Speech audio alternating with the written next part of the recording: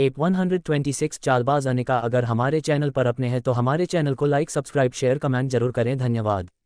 एक अनजान इंसान के मुंह से अचानक ही मैरिज प्रपोजल की बात सुनकर अनिका हैरान होकर उस इंसान के चेहरे की ओर देखने लगी। अनिका याद करने की कोशिश कर रही थी कि अपने घुटनों पर बैठे इस इंसान को क्या अनिका ने अपनी जिंदगी में पहले कभी देखा भी था।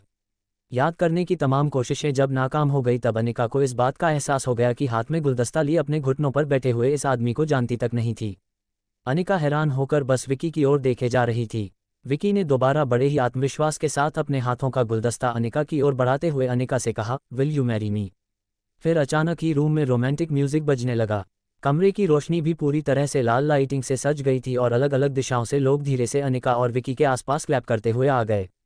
ये लोग विकी के दोस्त थे जो आज विकी को चीयर करने उसके साथ आए थे।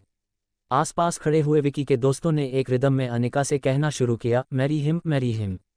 जब अनिका ने गौर से आसपास खड़े विकी के दोस्तों को देखा, अनिका की नज़र विकी के ठीक पीछे क्लैप कर रही डॉक्टर शालिनी पर पड़ी। डॉक्टर शालिनी अनिका की ओर देखकर स्माइल देने लगी। चेहरे पर एक जहरीली स्माइल के साथ डॉक्टर शालिनी भी विकी के दोस्तों की आवाज़ से आवाज़ मिलाकर कह रही थी, marry him marry him. Anika समझ नहीं पा रही थी कि आखिर उसके सामने ये सब कुछ हो क्या रहा था और आखिर इस तरह मैरिज प्रपोजल देने वाला ये लड़का कौन था। अनिका विकी से कुछ पूछती उससे पहले विकी फिर से अपने पांव पर खड़ा हो गया और अनिका की ठीक सामने खड़े होकर अनिका से कहने लगा, उस डांस पार्टी में जब आपने लोगों को दीवाना बना दिया था तब दूर से मैंने आपको देखा था। सच कहूं तो उसी दिन आपका जादू मुझ पर चल गया था, मगर जब फिर से मैंने आपकी तस्वीर देखी तो मुझे यकीन हो गया कि मुझे आपसे पहली नज़र का प्यार हो गया है।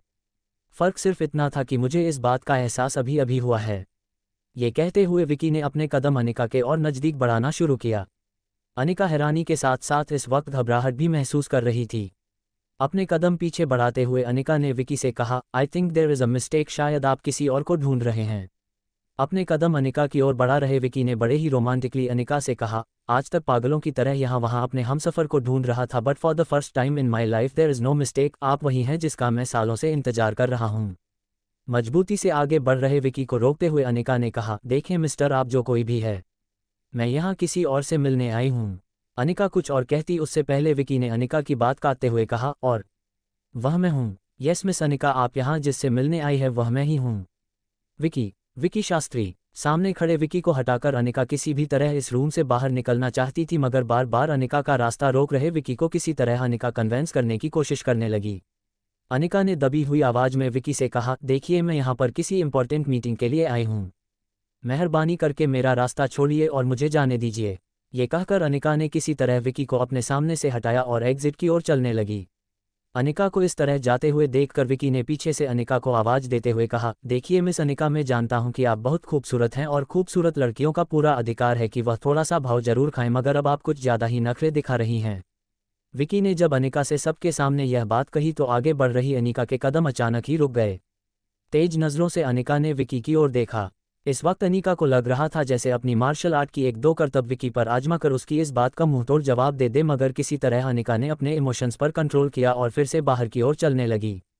तब विकी ने फिर से पीछे से आवाज़ लगाते हुए अनिका से कहा, मैंने कल ही आपके घर किसी को भिजवाकर अपने लिए रिश्ते की बात चलाने को कहा था और आपको ये मैसेज भी भिजवाया था कि आज हमें इसी होटल में मिलकर अपने रिश्ते की बात आगे बढ़ानी है, और यहाँ पहुँचने के बाद अब आप ये नाटक कर रही हो कि आप मुझे नहीं जानती, मेरा नाम पहले कभी सुना नहीं।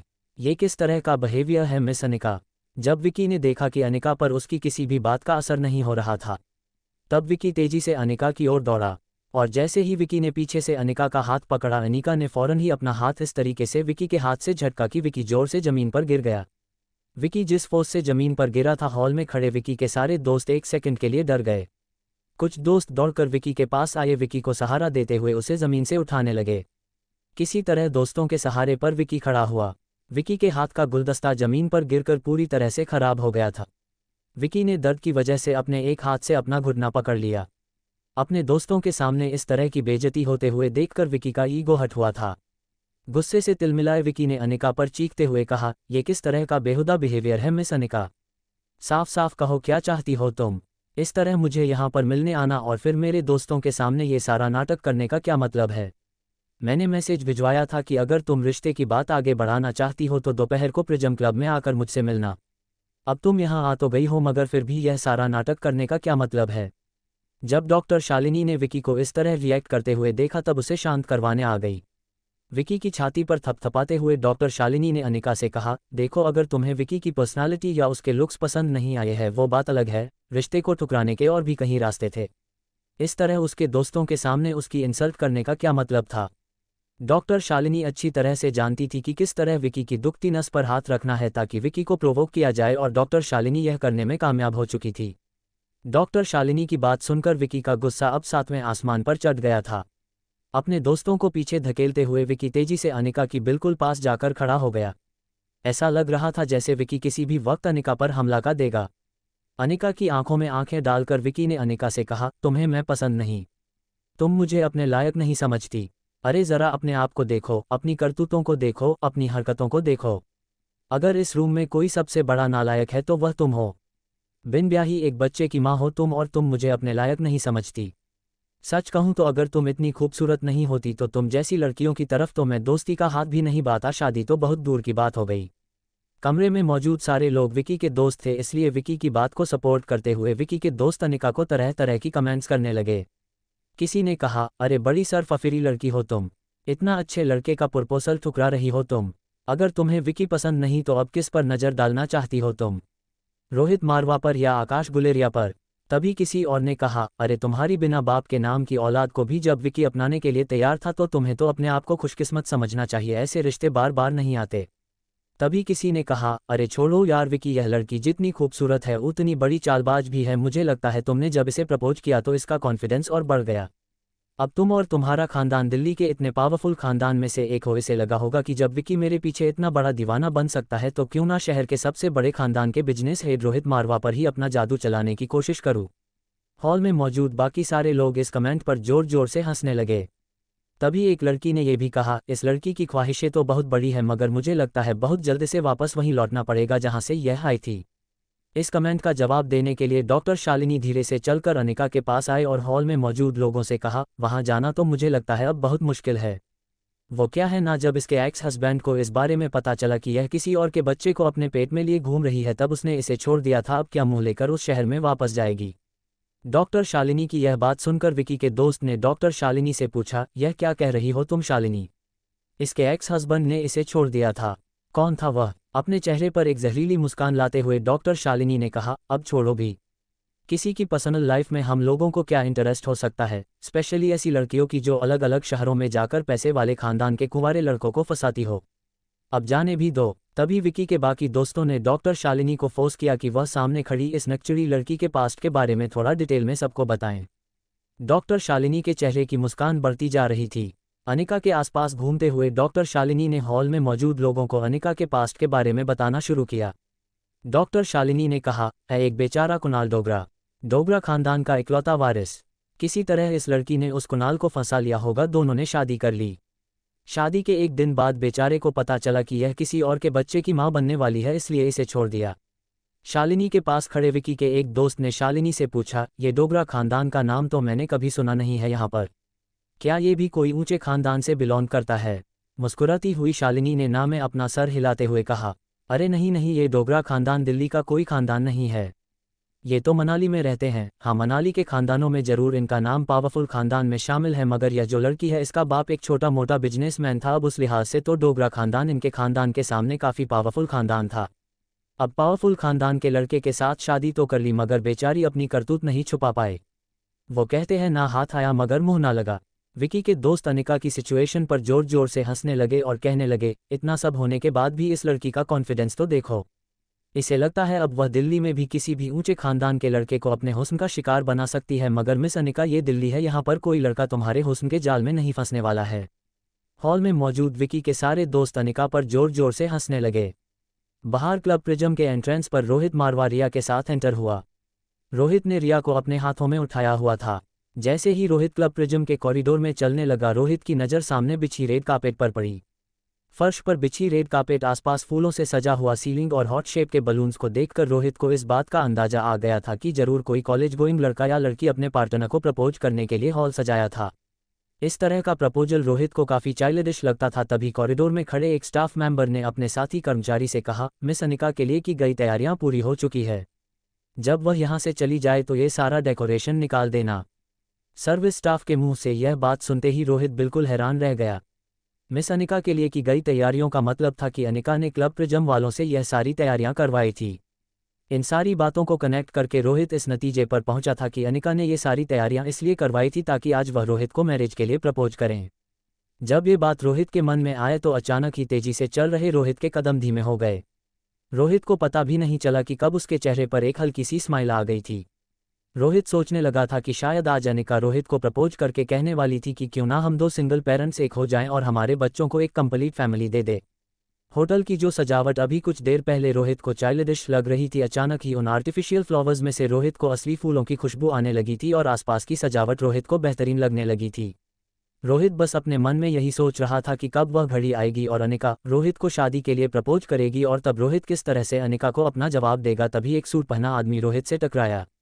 वो रोहित को सॉरी कहते हुए आगे चला गया। 127 सेकंड हीरो की एंट्री। कहीं ना कहीं अपनी और अनिका की शादी के बारे में सोचने की वजह से रोहित के आगे बढ़ रहे पांव एक ही जगह पर जम गए थे। रोहित के चेहरे की मुस्कान देखकर नन्ही सी रिया ने अपने मुस्कुराते हुए डैड से पूछा, डैड क्या आपको लगता है कि मम्मा ने आपके लिए ये सारी सजावट की है?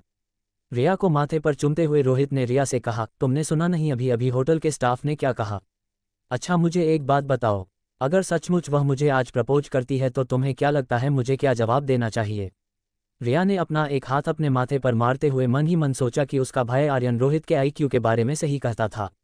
रोहित को इतनी सी बात समझ नहीं आती थी कि अनिका इस तरह का बिहेवियर करे, ये पॉसिबल ही नहीं था। रिया जानती थी कि उसकी मम्मा 2 घंटे ज़्यादा नींद पूरी करेगी मगर कभी भी रोहित को प्रपोज करने के लिए इस तरह की कोई मेहनत नहीं करेगी। रोहित रिया की जवाब का इंतजार कर रहा था, तभी सामने खड़े सर्विस स्टाफ ने एक दूसरे के साथ बात करते हुए कहा, भाई एक बात तो है, काफ़ी खर्चा किया है उस लड़के ने मिस अनिका को प्रपोज करने के लिए। उस लड़के ने कम से कम 5 लाख रुपए की तैयारी की है। आई होप मिस अनिका उसका प्रपोजल स्वीकार कर ले। ये कहते हुए होटल के एम्प्लॉयज़ हंसते हुए वहां से चले गए। उनकी बात सुनते ही रोहित के चेहरे पर अचानक ही जो चमक आ गई थी, मानो एक ही पल में वो सारी एक्साइटमेंट पंचर हो गई। नन्ही सी रिया के सामने रोहित के चेहरे पर एम्ब्रेसमेंट साफ नजर आने लगी थी। रोहित ने रिया को अपने एक हाथ से दूसरे हाथ में शिफ्ट किया और कॉरिडोर में आगे चलने लगा। जैसे ही रोहित क्लब प्रिज्म के बालरूम के पास से गुजरने लगा, रोहित बालरूम के अंदर देखकर अचानक ही रुक गया। कुछ लोग एक जगह पर इकट्ठा होकर बहुत शोर मचा रहे थे। ऐसा लग रहा था कि उनके बीच खड़े किसी व्यक्ति के साथ यह सारे लोग मिलकर कोई आर्गुमेंट कर रहे थे। तभी किसी ने जोर से आवाज लगाते हुए कहा, अरे जब डोगरा खानदान में ही तुम्हें रिजेक्ट कर दिया था तो भूल जाओ, दिल्ली में तुम्हें कोई अच्छे खानदान का लड़का पास भी बुलाएगा। बाहर खड़ा रोहित देख नहीं पा रहा था कि यह लोग आखिर किसे टारगेट करके ये सारी बातें कर रहे थे। भीड़ के बीचों बीच खड़ी अनिका विकी के दोस्तों से किसी तरह बचकर बाहर निकलने की कोशिश कर रही थी मगर विकी के दोस्त अनिका को चारों तरफ से घेर कर खड़े थे। अनिका के पास बचकर बाहर निकलने का कोई रास्ता नहीं छोड़ा था। तभी अनिका के कानों पर एक गहरी बेस वाली आवाज पड़ी, कौन कहता है कि डोगरा खानदान ने इन्हें रिजेक्ट किया था? जब सारे लोग मुड़कर उस आवाज के डायरेक्शन में देखने लगे तो एक मध्यम कद का 30 साल का आदमी बड़ी ही स्टाइलिश वॉक लेकर अनिका की ओर चलने लगा। अपने पास आ रहे आदमी को देखकर अनिका हैरान रह गई। ग्रे सूट, स्टाइलिश चश्मा, हाथों में स्टाइलिश घड़ी। भले ही उस आदमी का कद ज़्यादा ऊंचा नहीं था मगर उसकी बॉडी लैंग्वेज और वॉक ऐसी थी कि वहां खड़े लड़कों से उसकी पर्सनैलिटी काफ़ी अलग और अट्रैक्टिव लग रही थी। अनिका के बिल्कुल पास आकर उस आदमी ने कहा, किसने कहा कि डोगरा खानदान ने मिस अनिका को रिजेक्ट किया था? ये रहा शादी का एग्रीमेंट। उस आदमी के मुंह से यह बात सुनकर न सिर्फ अनिका बल्कि आसपास खड़े लोग भी शॉक हो गए। भीड़ के बीच से रास्ता निकालकर डॉक्टर शालिनी, अनिका और उस आदमी के बिल्कुल पास आकर उस आदमी से पूछने लगे, कौन हैं आप? उस आदमी ने अपनी नज़रें अनिका पर जमा कर रखी थी।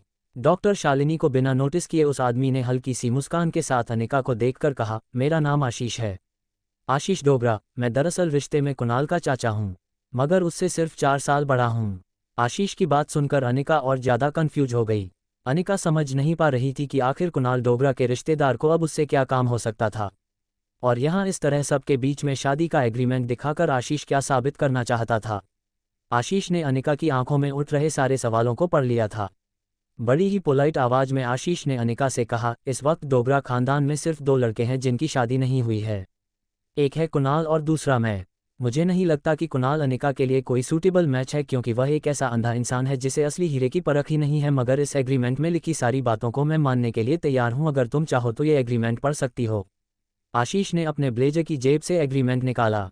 आशीष के पास इस वक्त वह एग्रीमेंट था जो अनिका की मां और डोगरा परिवार के बीच हुआ था जब अनिका एक छोटी सी बच्ची थी।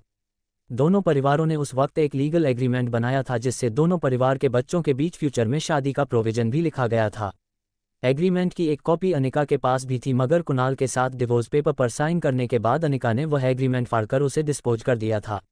अनिका ने सोचा था कि कुणाल ने भी वह एग्रीमेंट डिस्पोज कर दिया होगा, मगर आज आशीष के हाथ में वह एग्रीमेंट देखकर अनिका हैरान हो गई। अनिका गौर से एग्रीमेंट पर लिखे टाइटल को पढ़ने लगी, जिस पर साफ लिखा था कि यह अनिका का मैरिज एग्रीमेंट था। क्लोज में कहीं भी कुणाल का नाम नहीं लिखा गया था। एग्रीमेंट के क्लोज में हर जगह सिर्फ मिस्टर डोगरा लिखा था।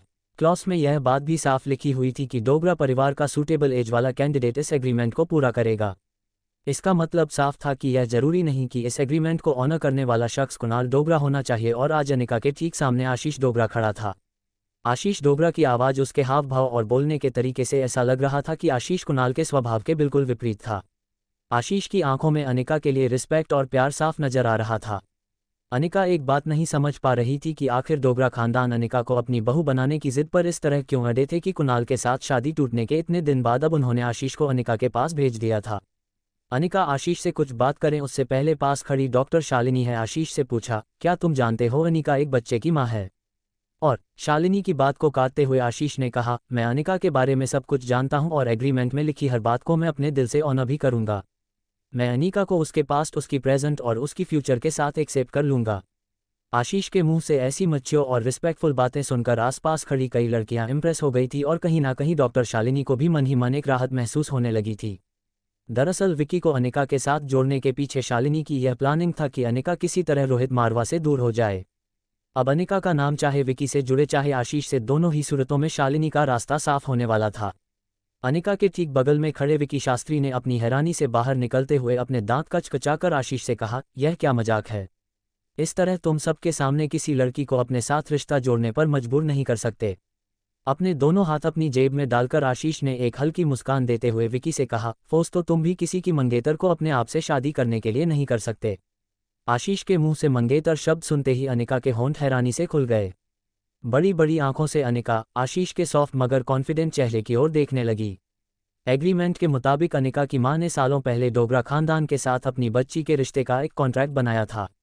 उस वजह से टेक्निकली जब तक वह एग्रीमेंट आशीष के पास था, ये कहा जा सकता था कि आशीष अनिका का मंगेतर था। जब विकी को यह महसूस हुआ कि अब आगे आशीष या अनिका से बात करने का कोई फायदा नहीं है, विकी ने अपने दोस्तों को अपने पीछे आने का इशारा किया। विकी और उसके दोस्त बालरूम से बाहर चले गए। जब कमरा लगभग खाली हो गया तब हैरानी से देख रही अनिका से आशीष ने बड़ी ही पोलाइटली कहा, मुझे लगता है हमें किसी अच्छी सी जगह पर चलकर आपस में बात कर लेनी चाहिए। आशीष ने अनिका से बात करते वक्त अपने दोनों हाथ अपनी जेब में रखे थे। अनिका से बात करते हुए ना तो आशीष को कोई झिझक महसूस हो रही थी और ना ही वह ओवर कॉन्फिडेंट लग रहा था। आशीष के बात करने का अंदाज बहुत कूल था। आशीष की बात को ठुकराने की अनिका के पास कोई वजह नहीं थी और अनिका खुद भी चाहती थी कि आशीष के साथ बात करके किसी भी तरह से अनिका उस पुरानी प्रपोजल टू मैरिज एग्रीमेंट को खत्म कर दे। बालरूम के दरवाजे के पास खड़ा रोहित मारवा सब कुछ देखकर पूरी तरह से शॉक्ड हो गया था। उसे समझ नहीं आ रहा था कि अचानक ही अनिका और रोहित के बीच में चल रही रोमांटिक फिल्म में एक दूसरे हीरो की एंट्री कैसे हो गई। रोहित को लगा कि रिया जरूर अपने डैड के फेवर में कुछ कहेगी, मगर जब रोहित ने अपने कंधे के पास से रिया की तरफ देखा तो रिया का फेस एक्साइटमेंट से चमकने लगा था। रिया के चेहरे पर मुस्कान देखकर ऐसा लग रहा था जैसे बाकी लड़कियों की तरह रिया भी आशीष डोगरा की पर्सनैलिटी से काफ़ी इंप्रेस हो गई थी। रिया को होश में लाते हुए रोहित ने रिया से पूछा, क्या हुआ? तुम इस तरह उस आदमी को क्यों देख रहे हो? तब रिया ने एक बड़ी सी मुस्कान देते हुए रोहित से कहा, डैड वह आदमी कितना हैंडसम है ना, बिल्कुल किसी फिल्म के हीरो जैसा, और उसके बात करने का तरीका एकदम सॉफ्ट और जेंटल है, आप जैसा खड़ूस नहीं है वो। रिया की इस बात पर रिएक्ट करते हुए रोहित ने कहा, क्या मतलब है तुम्हारा? क्या मैं खड़ूस हूँ? रिया ने बिना सोचे रोहित की इस बात का जवाब देते हुए कहा, हाँ ज़्यादातर वक्त तो आप खड़ूस ही रहते हो, और मैं जहाँ तक मम्मा को जानता हूँ मम्मा को सॉफ्ट और कूल तरीके से बात करने वाले लड़के ही ज़्यादा पसंद है। रिया की ऐसी बातें आशीष के लिए सुनकर रोहित के मन में जलन और ज़्यादा बढ़ाने लगी थी, मगर रोहित को इस वक्त पता नहीं चल रहा था कि अचानक आए हुए आशीष नाम के तूफान का वह कैसे सामना करें। अभी रोहित सोच ही रहा था कि वह अनिका को पीछे से आवाज़ लगाई कि तभी अनिका ने दरवाजे के पास खड़े रोहित और रिया को देख लिया। रोहित को देखते ही अनिका ने अंदर से रोहित को आवाज़ लगाई, मिस्टर मारवा आप आ गए। फिर रोहित की गोद में रिया की ओर देखकर अनिका ने मुस्कुराते हुए कहा, मुझे बड़ी खुशी है कि आप आज अपने बेटे आर्यन को साथ लेकर आए हो, and I must say he is so cute. Anika के बिल्कुल पास खड़े आशीष ने अनिका की बात को अग्री करते हुए रोहित से कहा, really I think the lady is right, आपका बेटा बहुत क्यूट है। आशीष को गुस्से से देखते हुए रोहित ने अनिका से बात करते हुए कहा, मिस अनिका, क्या आप जानना नहीं चाहती कि मैं अपने बेटे की माँ से इतनी नफरत क्यों करता हूँ? रोहित की यह बात आशीष की समझ से बिल्कुल बाहर थी। आशीष रोहित को देखकर एक कंफ्यूज रिएक्शन देने लगा। अगर रोहित और आशीष का मुकाबला किया जाए तो जरूर रोहित का बिजनेस वर्ल्ड में नाम और मारवा खानदान के पावर के सामने आशीष ना तो टिक पाता और ना ही डोगरा खानदान। अगर बिजनेस बैकग्राउंड को कंसिडर ना किया जाए तो हाइट में आशीष रोहित के कंधे तक पहुंचता था। लुक्स में रोहित आशीष से कुछ पॉइंट ज़्यादा ही स्कोर कर लेता, मगर एक बात तो तय थी कि आशीष की ओवरऑल पर्सनालिटी रोहित की ओवरऑल पर्सनालिटी अगर कंपेयर की जाए तो दोनों के बीच में विनर का पता लगाना बहुत मुश्किल होता। जहां रोहित अपने एटीट्यूड और पावर की वजह से पॉइंट्स स्कोर करता, वहीं आशीष अपने सॉफ्ट और हम्बल अप्रोच की वजह से लोगों का फेवरेट बन सकता था। थोड़ी देर रोहित और आशीष एक दूसरे को देखते रहे। रोहित अपने अंदर ही अंदर आशीष के साथ एक रेसिंग कंपटीशन में दौड़ने लगा था। अचानक ही आशीष ने अपना ध्यान अनिका की ओर मोड़ते हुए अनिका से कहा, मिस अनिका, अगर आप इस वक्त बिजी हैं तो हम बाद में मिल सकते हैं, हमारी बात तो कभी भी हो सकती है। इस वक्त मैं एक काम करता हूँ, एग्रीमेंट की बातें मल्होत्रा हाउस जाकर मिस्टर एंड मिसेज मल्होत्रा से कर लेता हूँ। वैसे भी शादी ब्याह की बातें अगर बड़े बुजुर्गों के साथ की जाए तो ही अच्छा है। बस मैं चाहता हूँ कि अब हमारी शादी जल्द से जल्द हो जाए। आशीष की ऐसी बातें सुनकर अनिका के गले में आवाज़ जैसी दब गई थी। अनिका बस हैरान होकर कभी आशीष की ओर देखती तो कभी रोहित की ओर। रोहित बड़ी बड़ी आंखों से अनिका को घूरने लगा। रोहित की अनिका के लिए पॉजिटिवनेस रोहित की आंखों में दिखाई देने लगी थी।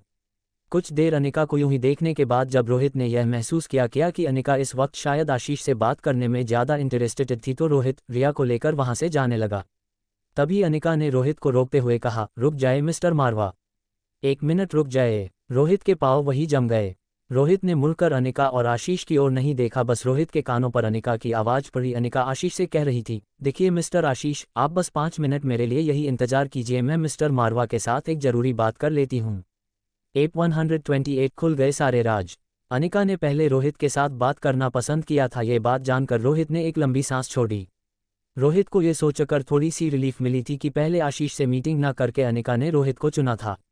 अचानक हुई इस छोटी सी जीत पर रोहित की आंखें चमकने लगी थी। बड़े ही एटीट्यूड के साथ रोहित ने सामने खड़े आशीष से कहा, मुझे लगता है हमारी मीटिंग थोड़ी लंबी चलेगी। आप एक काम कीजिए, थोड़ी देर कॉफ़ी शॉप में बैठकर इंतजार कीजिए। आप जो खाना चाहे खा सकते हैं, जो पीना चाहे पी सकते हैं। It will be on the house. Ashish चाहता तो रोहित की इस बात का जवाब अच्छी तरह दे सकता था, मगर आशीष ने अपनी एक सॉफ्ट मुस्कान के साथ रोहित से कहा, जी thanks but I am comfortable. आप लोग अपनी मीटिंग पूरी कर लीजिए, मैं अनिका का यहीं पर इंतजार करूंगा। आशीष के इतने सॉफ्ट और हम्बल बर्ताव को देखकर रोहित और ज़्यादा एंग्शियस होने लगा था। उसे समझ नहीं आ रहा था, अगर आशीष इस तरह यहीं पर अनिका का इंतजार करेगा तो वह मीटिंग में कैसे कंसंट्रेट कर पाएगा। अनिका ने सोच लिया था कि वह आज ही आशीष के साथ सारी बातें क्लियर कर देगी, इसलिए बिना आशीष को और ज़्यादा फोर्स किए आशीष की बात मानते हुए अनिका ने कहा, ठीक है, हम जितनी जल्दी हो सके हमारी मीटिंग पूरी करने की कोशिश करेंगे। ये कहते हुए अनिका और रोहित बॉलरूम के सामने वाले प्राइवेट रूम के अंदर चले गए। वैसे तो क्लब प्रिज्म में हमेशा ही काफ़ी चहल पहल रहती थी, मगर बड़ी बड़ी बिजनेस डील्स और बड़े बड़े लोगों की प्राइवेट मीटिंग के लिए क्लब प्रिज्म में कई प्राइवेट रूम बनाए गए थे। रूम के अंदर एंटर होते ही बाहर का सारा शोरगुल बिल्कुल बंद हो गया। ये जगह हाई प्रोफाइल बिजनेस मीटिंग के लिए बनाई गई थी। अनिका रूम के कोने में बने एक सोफा पर जाकर बैठ गई। फिर सामने खड़े रोहित को देखकर अनिका ने कहा, मिस्टर मारवा आप। इससे पहले कि अनिका अपनी बात पूरी कर पाती, रोहित ने अनिका से पूछा, क्या तुम पहले अपनी इस मैरिज एग्रीमेंट के बारे में डिटेल में बता सकती हो? रोहित की बात सुनकर अनिका हैरान हो गई। इतने दिनों से कई बातें रोहित ने अपने मन में दबा कर रखी थी, मगर आज अचानक अनिका के मैरिज एग्रीमेंट के बारे में सुनकर रोहित की पेशेंस खत्म हो गई थी। रोहित ने सोफे पर बैठी अनिका के पास जाकर अपनी आंखें को अनिका की आंखों में डालते हुए उससे पूछा, जब से तुम मेरी जिंदगी में आई हो तब से मेरी हर छोटी सी बात में तुमने अपना इंटरेस्ट दिखाया है। इसका मतलब साफ है कि तुम्हें मुझ में इंटरेस्ट है, और अगर यह बात सच है तो फिर मुझे ये बात बिल्कुल समझ नहीं आई कि तुम एक साथ 2 लड़कों से शादी का वादा कैसे कर सकती हो। शादी का वादा, ये सेंटेंस रोहित के मुंह से सुनते ही अनिका की आईब्रो ऊपर चढ़ गई। उसे यकीन नहीं हो रहा था कि जो बात उसने कभी रोहित से कहीं तक नहीं है वह रोहित ने अस्यूम कैसे कर ली थी। अनिका ने रोहित से कोई शादी का वादा नहीं किया था। इससे पहले कि अनिका रोहित की इन बातों का कोई रिएक्शन देती, रोहित ने अपने दोनों हाथ अनिका के सामने रखी टेबल पर रख दिए और एक हाथ टेबल पर पटकते हुए अनिका से कहा, मिस अनिका, तुमने कई बार मेरे बेटे से रिश्ता जोड़ने की कोशिश की मनाली में। फिर हम दोनों दिल्ली आ गए। दिल्ली में भी किसी न किसी बहाने से तुम मुझसे और मेरे बेटे से मिलना चाहती थी। इन सब के पीछे क्या कारण था? कोई भी समझदार आदमी यही समझता कि तुम्हें मुझ में इंटरेस्ट है। जब अनिका पहली बार रोहित से मिली थी तब कुछ वक्त के लिए अनिका को ऐसा लगता था कि रोहित उन लड़कों में से है जिसे हमेशा ऐसा लगता था कि जो भी लड़की उसे अप्रोच करती है उसे कहीं ना कहीं रोहित को डेट करने में इंटरेस्ट होता था। और आज इतने दिनों बाद रोहित फिर से उसी तरह का बिहेवियर अनिका के सामने दिखा रहा था। रोहित अपनी हर बात में ये प्रूव करने की कोशिश कर रहा था कि किस तरह अनिका ने उसे वह सारे सिग्नल्स दिए थे जिससे ये साफ पता चलता था कि अनिका रोहित से प्यार करती थी। मन ही मन अनिका जानती थी कि वह रोहित को सिर्फ इसीलिए अप्रोच कर रही थी क्योंकि रोहित की कस्टडी में अनिका का बेटा था। अनिका चुपचाप अपने आप पर लग रहे एलिगेशन को सुनती रही। रोहित अपनी आंखों में गुस्सा लिए अनिका के जवाब का इंतजार कर रहा था। जब रोहित ने देखा कि अनिका किसी बात का जवाब नहीं दे रही तो फिर से रोहित ने एक असम्पशन निकालते हुए अनिका से कहा, अगर लड़की कुछ ना कहे तो समझो उसकी हाँ है, तो क्या मैं ये समझूं कि मैं जो कुछ भी सोच रहा हूँ वह सब सच था? तुम सच में मुझसे प्यार करती हो? काफ़ी देर सोचने के बाद जब अनिका को और कोई रास्ता नहीं नजर आया तो हाँ मैं अपनी गर्दन हिलाते हुए अनिका ने रोहित से कहा, हाँ मुझे भी यही लगता है। टेबल की ऑपोजिट साइड खड़ी हुई रिया अपनी मम्मा और डैड के बीच चल रही इन बातों को बड़ी ही शांति से सुन रही थी। कहीं ना कहीं अनिका और रोहित के बीच में जो भी बातें चल रही थी उसमें रिया को अपनी कंप्लीट फैमिली का सपना पूरा होते नजर आ रहा था। ये सब सोचकर रिया कमरे में रखी इजी चेयर पर बैठकर मम्मा और डैड के बीच चल रही आर्गुमेंट्स का मजा लेने लगी। रिया बाकी बच्चों की तरह नहीं थी, वह सपने भी बिल्कुल प्रैक्टिकल देखती थी। रिया की जगह अगर कोई भी दूसरा बच्चा उसकी उम्र का होता और वो कंप्लीट फैमिली का सपना देखता तो वह सपने में ये देखता कि उसके मॉम डैड मिलकर उसे ढेर सारा प्यार दे रहे हैं, उसे घुमाने ले जाते तो कभी थिएटर में फिल्म दिखाने ले जाते और मॉम डैड आपस में भी बहुत प्यार करते और हमेशा एक दूसरे के साथ मुस्कुरा कर बातें करते। मगर क्योंकि रिया बहुत ही प्रैक्टिकल बच्ची थी उसे पता था कि रियल पेरेंट्स कभी एक दूसरे के साथ मुस्कुरा कर बातें नहीं कर सकते थे और असली कपल वही होता है जो बात बात पर एक दूसरे के साथ आर्गुमेंट्स करें। और इस वक्त अनिका और रोहित को देखकर रिया को बिल्कुल ऐसा लग रहा था जैसे वह दोनों एक ऐसे कपल है जिनकी शादी को 6-7 साल ऑलरेडी बीत चुके थे। रोहित मारवा अनिका से थोड़ा दूर चला गया था। अपनी जेब से फ़ोन निकालकर रोहित ने चिराग मेहता को फ़ोन लगाया और कहा, आशीष डोगरा के बैकग्राउंड के बारे में जल्द से जल्द पता लगाओ। इतना कहकर रोहित ने अपना फ़ोन काट दिया। अपनी बातों में थोड़ी सीरियसनेस लाते हुए अपने दोनों हाथ अपनी कमर पर रखकर रोहित ने कहा, देखो तुम काफ़ी दिनों से मुझ में इंटरेस्टेड हो और तुमने बहुत कुछ किया भी है मेरे और मेरे परिवार के लिए, इसलिए मैं भी तुम्हें एक मौका देना चाहता हूँ मेरे करीब आने का। तुम मुझसे जो भी पूछना चाहती हो पूछ सकती हो, मैं तुम्हें सब कुछ सच सच बताऊंगा। ये कहते हुए रोहित अनिका के ठीक सामने आकर बैठ गया। रोहित अनिका की आंखों में आंखें डालकर देखने लगा। अनिका भी कुछ पलों के लिए रोहित की आंखों में खो गई थी। अचानक अनिका को समझ नहीं आ रहा था कि वह रोहित से क्या पूछे। अपने दोनों हाथ टेबल पर रखते हुए अनिका ने हड़बड़ाती हुई आवाज में रोहित से पूछा, मिस्टर मारवा क्या आप आर्यन की मां को जानते हैं? रोहित अपने चेयर पर अपनी कमर सीधी करते हुए पीछे की ओर चला गया और फिर बड़े ही कैजुअली अनिका से कहा, नहीं, मैं उसे नहीं जानता। अनिका ने अपना इंटेरोगेशन आगे चलाते हुए रोहित से पूछा, मिस्टर मारवा अगर आप उसे जानते नहीं तो फिर आप उससे इतनी नफरत क्यों करते हैं? Why do you have so much anger on her? Rohit ने हल्के हाथों से अपनी दाढ़ी को खुजाते हुए अनिका की ओर देखा। थोड़ी देर अपने मन में कुछ सोचने के बाद रोहित के चेहरा के एक्सप्रेशंस बिल्कुल सीरियस हो गए। रोहित ने आज से पहले यह बात किसी के साथ शेयर नहीं किया था क्योंकि कहीं ना कहीं रोहित को इस बात का डर था कि बीती बातें याद करने से शायद रोहित का इमोशनल ट्रॉमा फिर से ताज़ा हो जाएंगे। मगर आज रोहित चाहता था कि रोहित और अनिका के बीच में सारी चीज़ें क्लियर हो जाए। रोहित ने अपनी उंगलियां सामने रखे कॉफ़ी टेबल पर टैप करते हुए अनिका से कहा, 6 साल पहले की बात है। 7 अप्रैल को मुझे एक कॉल आया। सामने किसी जवान लड़की की आवाज़ आ रही थी। उसने मुझसे कहा कि वह मेरे बच्चे की माँ है। साथ ही मुझे कहा कि 100 करोड़ रुपए तैयार रखना और अगर मैंने उसे उसकी बताई हुई रकम दे दी तब वह मुझे बता देगी कि मेरा बेटा कहाँ था। रोहित की बात सुनकर अनिका के चेहरे पर हैरानी साफ नजर आने लगी थी। जब अनिका ने देखा कि रोहित आगे कुछ नहीं कह पा रहा था तब अनिका की क्यूरियोसिटी और ज़्यादा बढ़ने लगी और अनिका ने रोहित से कहा, फिर क्या हुआ मिस्टर मारवा? प्लीज़ बताइए मुझे। रोहित मारवा की आंखों में और उसकी आवाज़ में उसका दर्द साफ नजर आने लगा था। अपनी आवाज़ धीमी करते हुए रोहित ने अनिका से कहा, पहले तो मैंने उसकी बातों पर यकीन नहीं किया। बस वो एक रात जिसके बारे में मुझे कुछ भी याद नहीं है, उस रात को छोड़कर मैंने कभी किसी लड़की को स्पर्श भी नहीं किया था। रोहित के मुंह से यह वाक्य निकलते ही अनिका ने अपनी एंग्जाइटी में फिर से रोहित से पूछा, फिर क्या हुआ मिस्टर मारवा? प्लीज़ मुझे आगे बताएं। रोहित ने देखा कि अनिका रोहित का पास जानने के लिए बहुत ही ज़्यादा क्यूरियस थी। एक लंबी सांस छोड़ते हुए रोहित ने कहा, उसके बाद मैंने फ़ोन रख दिया। जब उस लड़की को लगा कि मैं उसकी बातों पर विश्वास नहीं करने वाला था तब उसने मुझे जीपीएस कोऑर्डिनेट भेजे और कहा कि मेरा बेटा उस लोकेशन पर मौजूद है और अगर मैंने उसे वहां जाकर नहीं बचाया तो मेरा बेटा दम घुटने की वजह से मर सकता है। आर्यन के बारे में ऐसी बात सुनते ही अनिका बहुत अनकंफर्टेबल हो गई। अनिका को अचानक गौतम गुलेरिया की वह बात याद आ गई जब उसने अनिका से कहा था कि गौतम गुलेरिया ने खुद अपने हाथों से अनिका के बेटे को दफना दिया था। बहुत ही दर्द के साथ अटक अटक कर रोहित ने अपनी बात आगे बढ़ाई। जीपीएस पर लोकेशन मनाली के आउटस्कर्ट का था। मैं उस वक्त मनाली की लाइफ केयर हॉस्पिटल की विजिट पर था। जब मैं बताए गए लोकेशन पर गया, मैंने आर्यन को ज़मीन के नीचे दफनाया हुआ पाया। उसकी सांसें चल रही थी, ऐसा लग रहा था अभी अभी जन्मे बच्चे को जिंदा जमीन में गाड़ दिया गया था, और अगर मैं वक्त पर नहीं पहुंचता तो शायद आर्यन। आगे कुछ कहने से पहले ही रोहित की आंखों से आंसू की एक बूंद निकलकर टेबल क्लॉथ पर गिरी। रोहित की ऐसी बात सुनकर अनिका अपनी जगह से खड़ी हो गई।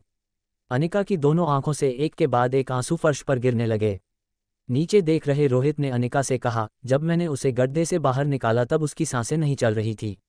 रोहित की आवाज़ अब पहले से ज़्यादा धीमी हो गई थी। जब मैंने खड्डा खोदकर उसे ज़मीन से बाहर निकाला तो उसके नाक और मुंह में काफ़ी मिट्टी धंस चुकी थी।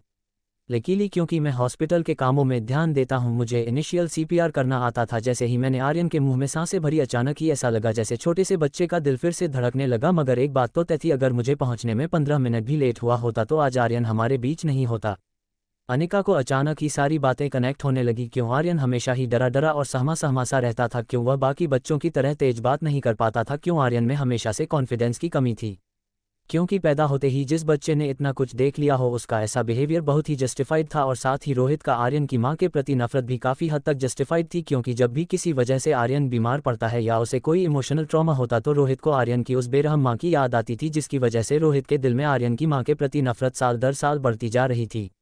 यहाँ तक कि जब भी आर्यन किसी भी तरह की कमजोरी या मेंटल ट्रॉमा से गुजरता तब रोहित का गुस्सा इतना बढ़ जाता था कि उस वक्त अगर आर्यन की मां रोहित के सामने आ जाए तो रोहित अपने हाथों से उसका कत्ल कर दे। मगर पिछले कुछ दिनों से रोहित को इस बात का शक हुआ था कि अनिका ही आर्यन की मॉम थी। अपनी नज़रें उठाकर रोहित ने अनिका की ओर देखा। अनिका की आंखें लाल हो चुकी थी और उसका पूरा चेहरा आंसुओं से भर गया था। रोहित अपनी जगह से खड़ा हो गया और अपनी धीमी आवाज में अनिका से कहा, क्या हुआ मिस अनिका, क्या सोच रही हैं आप? अनिका फटी हुई आंखों से कुछ देर तक रोहित को बस यूं ही देखती रही। अनिका को आखिर वो राज पता चल गया था जो वह हमेशा से जानना चाहती थी। रोहित आर्यन की मां से आखिर इतनी नफरत क्यों करता था?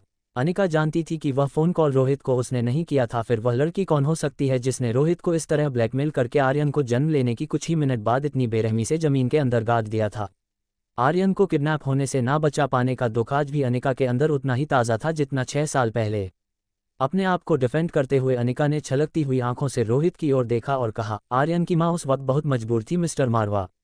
ये कहते हुए अनिका तेजी से चलकर रोहित की ओर आई। रोहित के बिल्कुल पीछे खड़े होकर अनिका ने रोहित से कहा, मिस्टर मारवा, हम हमारी बात पूरी कर लेते हैं, आखिर बच्चों की फ्यूचर का सवाल है। एप 129 मेरे बच्चे की माँ। अनिका और रोहित जिस प्राइवेट रूम में थे, अचानक ही उस प्राइवेट रूम में पूरी तरह से साइलेंट हो गया था। एक गहरी सांस लेते हुए रोहित ने हैरान नज़रों से अनिका को देखने लगा। कहीं ना कहीं अनिका को इस बात का डर था कि अगर वह एक झटके से रोहित को सब कुछ सच सच बता देती है तो शायद रोहित अभी जिस तरह के मूड में था वह खुद पर से कंट्रोल गवा बैठता। और यह भी हो सकता था कि रोहित मारवा अपने पावर का इस्तेमाल करके आर्यन और रिया को अनिका से हमेशा हमेशा के लिए दूर कर देता। इसलिए अनिका को बहुत संभल कर रोहित के साथ बात आगे बढ़ानी थी। हर गुजरती सेकंड के साथ रोहित का गुस्सा बढ़ता ही जा रहा था। रोहित की आंखें लाल हो चुकी थी और रोहित के गाल देखकर ऐसा लग रहा था जैसे रोहित के शरीर का सारा खून उसके चेहरे पर आकर जम गया था। अपनी मुट्ठी कसते हुए रोहित ने अनिका से पूछा, क्या तुम मेरी इस बात का जवाब दे सकती हो कि वह औरत के पेट में मेरा बच्चा कैसे पहुंचा? How did she become pregnant with my child? Rohit का ये सवाल सुनकर खुद अनिका हैरान हो गई थी। अनिका को इस बात से हैरानी हो रही थी कि यह कैसे हो सकता था कि रोहित को यह नहीं पता कि आर्यन की मां किस तरह प्रेग्नेंट हुई और वो कौन थी। हालांकि रोहित की इस बात को अनिका से बेहतर इस दुनिया में और कोई नहीं जान सकता था, क्योंकि अनिका खुद इस सवाल का कई सालों से जवाब ढूंढ रही थी कि आखिर बिना किसी लड़के के स्पर्श किए अनिका प्रेग्नेंट कैसे हुई और रिया और आर्यन की मां कैसे बनी। इसलिए थोड़ी हिम्मत इकट्ठा करते हुए अनिका ने रोहित की बात का जवाब देते हुए कहा, जिस तरह तुम्हें नहीं पता कि आर्यन की मां तुम्हारे बच्चे की मां कैसे बनी, हो सकता है उसे भी ये पता ना हो कि वह तुम्हारी बच्चे की मां कैसे बनी। यह जवाब सुनते ही रोहित अनिका की आंखों में गौर से देखने लगा था। ये बात कहते हुए भी अनिका की आंखों में इतनी ही मासूमियत थी जितनी किसी 2 साल के बच्चे की आंखों में हो। रोहित के थोड़ा पास आते हुए अनिका ने रोहित से कहा, देखिए मैं आर्यन की मां की तरफ से कोई एक्सक्यूज़ नहीं दे रही हूं आपको, मगर हाँ, अगर आर्यन आपका बच्चा है तो उस औरत का भी उस पर उतना ही हक है। आखिर उसी औरत की वजह से आर्यन इस दुनिया में आया है। हाँ, यह जरूर है कि वह औरत अपने बच्चे को बचाने में नाकामयाब रही थी और शायद कहीं ना कहीं वह इस बात को लेकर दुखी जरूर होगी। 6 साल पहले जब अनिका को पहली बार पता चला था कि वह प्रेग्नेंट थी, उसने अपनी बेंगलुरु वाली आंटी से कांटेक्ट किया था। मासी उसे तुरंत मनाली आकर ले जाने के लिए बिल्कुल तैयार थी, मगर उस वक्त अनिका एक दवाई बना रही थी, इसलिए वह गौतम गुलेरिया का पुराना घर छोड़कर कहीं नहीं जा सकती थी। अनिका को उस वक्त भी इस बात का एहसास था कि गौतम गुलेरिया और अनिका की सौतेली मां मनीषा अनिका के बच्चे को पालने में उसकी कोई मदद नहीं करने वाले थे, मगर उसने कभी यह नहीं सोचा था कि गौतम गुलेरिया अनिका की सोच से ज़्यादा गिरा हुआ इंसान साबित होगा और खुद ही अपने हाथों से अपने नवाजे को जिंदा जमीन के अंदर गाड़ देगा। पिछले 6 सालों से अनिका बस एक ही बात को लेकर दिन रात दुखी रहती थी कि वह डिलीवरी के बाद अपने बेटे आर्यन को इस किडनैपर से नहीं बचा पाई थी। अनिका के ठीक सामने खड़ा रोहित अनिका के चेहरे की ओर देखकर अनिका के जवाब का इंतजार कर रहा था। रोहित यह बात अच्छी तरह जानता था कि अगर अनिका ही रिया और आर्यन की मां है तो वह जरूर इस वक्त अपनी मजबूरी के बारे में खुलकर रोहित से बात करेगी, क्योंकि अपने बच्चे को इस तरह छोड़कर जाने वाली मां अनिका नहीं लग रही थी। पिछले कुछ दिनों में अनिका ने आर्यन के लिए जो प्यार और केयर दिखाई थी, उससे एक बात तो साफ थी कि अनिका कभी आर्यन को अबैंडन नहीं कर सकती थी। रोहित को कहीं ना कहीं इस बात का भी शक था कि अनिका ही डॉक्टर अमृता थी, और अगर यह बात सच थी तो अनिका को अपने बच्चे को पालने के लिए पैसे कमाने का इस तरह का रास्ता अपनाने की कोई ज़रूरत नहीं थी। इसका मतलब ये हुआ कि उस रात जिस औरत ने रोहित को फ़ोन किया था वह अनिका नहीं थी। जब 6 साल पहले रोहित को उस औरत का फ़ोन आया था, रोहित ने तुरंत जाकर आर्यन को ज़मीन के नीचे से जिंदा बचा लिया था। उसके बाद आर्यन की डीएनए रिपोर्ट निकालकर रोहित ने यह भी कंफर्म कर लिया था कि आर्यन रोहित का ही खून था। उसके बाद जब रोहित ने उस औरत के नंबर को ट्रेस करना चाहा तो वह नंबर इनवैलिड आ रहा था और वह कॉल करने वाली औरत इस दुनिया के नक्शे से गायब हो गई थी। द पावरफुल रोहित मारवा उस औरत के बारे में कुछ पता नहीं लगा पाया था। रोहित को लगा कि शायद वह औरत सामने आने से डर रही थी, क्योंकि उसे पता था कि अगर रोहित को पता चला कि वह औरत कौन है तो वह किसी भी तरह उससे बदला जरूर लेगा। रोहित ने काफ़ी सालों तक उस औरत का पता लगाने की कोशिश की, मगर आखिर आर्यन को पालने में और बिजनेस को संभालने में रोहित इतना बिजी हो गया कि वक्त के साथ साथ उस औरत को ढूंढने की रोहित की तमाम कोशिशें भी धीरे धीरे कम होने लगी और कुछ वक्त बाद रोहित को उस औरत के बारे में पता लगाने की कोई ज़रूरत ही महसूस नहीं हो रही थी। अभी रोहित ये सब कुछ सोच ही रहा था कि अचानक रोहित के मोबाइल पर एक नोटिफिकेशन आया। चिराग मेहता ने रोहित को आशीष डोगरा के बारे में कुछ इन्फॉर्मेशन भेजी थी। रोहित ने अपनी नज़रें मोबाइल स्क्रीन से उठाकर अनिका की ओर देखा। अनिका अभी भी अपने थॉट्स में थी। रोहित ने फिर से अपना ध्यान मोबाइल पर डाला और चिराग मेहता का मैसेज पढ़ने लगा। मैसेज में चिराग मेहता ने आशीष डोगरा के बारे में सारी इन्फॉर्मेशन लिखी थी। Age 29, height 5 foot 7 inch, academic qualification MBA in marketing. जैसे जैसे रोहित आशीष के बारे में इन्फॉर्मेशन पढ़ने लगा, रोहित के चेहरे के एक्सप्रेशन बदलने लगे। डोगरा परिवार ओरिजिनली रायबरेली का रहने वाला बिजनेस परिवार था, मगर 25 साल पहले आशीष डोगरा के पापा अपने सबसे बड़े भाई के साथ मनाली में आकर सेटल हो गए थे। फिर मनाली में धीरे धीरे उन्होंने अपना बिजनेस और रुतबा एक्सपांड किया और देखते ही देखते मनाली के one of the most powerful खानदान में डोगरा परिवार का नाम शामिल हो गया। डोगरा परिवार के अनिका की मां स्वाति के साथ बहुत अच्छे रिश्ते थे, इसलिए एक दिन दोनों परिवारों ने तय किया कि स्वाति के बच्चे और डोगरा परिवार के बच्चे भविष्य में शादी के बंधन में जुड़ जाएंगे, जिससे डोगरा परिवार और स्वाति की दोस्ती रिश्तेदारी में बदल जाए। काफ़ी सालों तक आशीष अब्रॉड में ही अपनी पढ़ाई पूरी कर रहा था, इसलिए डोगरा परिवार के साथ मनाली में आशीष का ज़्यादा इंटरेक्शन नहीं था। आशीष अपने आप में ही रहना ज़्यादा पसंद करता था।